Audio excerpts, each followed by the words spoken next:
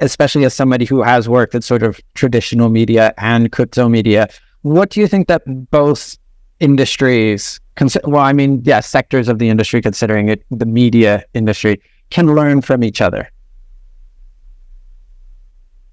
Well, let's see. So one thing that I feel like we're still trying to do a little bit better is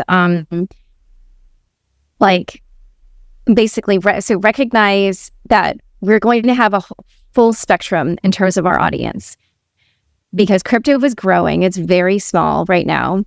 And there's, yes, of course, crypto natives who follow, what we're writing about or what we're covering.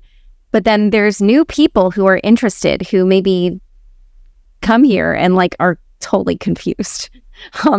And so one thing that I do think that the mainstream media does well is write things in lay terms. I feel like frequently when I'm editing, I'll be like, can you put this in lay terms? Even if you have the technical thing, let's have a little explainer that is in just everyday plain language, either before or after, right? And simple things like that. And I even noticed, I have gotten this comment multiple times where,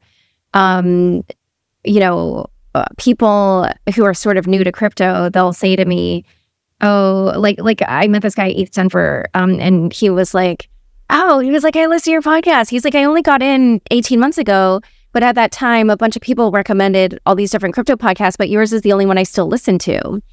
And my takeaway was oh, right, because I'm a little bit more conscious, I think, than some of the other ones about making sure that I define terms.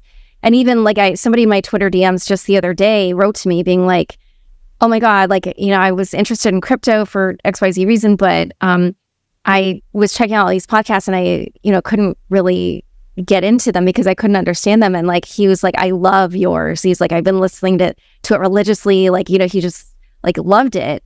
So I do think, whatever format you're using, whether it's video, audio, print, whatever, I do see it. Sometimes I see things in the mainstream media where I'm like, oh, I just love how they explained it in this way where you don't need to know the technical details, but you still grasp it.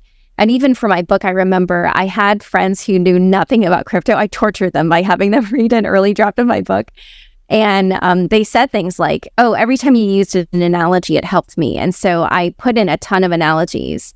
And I think that, we could take a tip from mainstream publications and do that.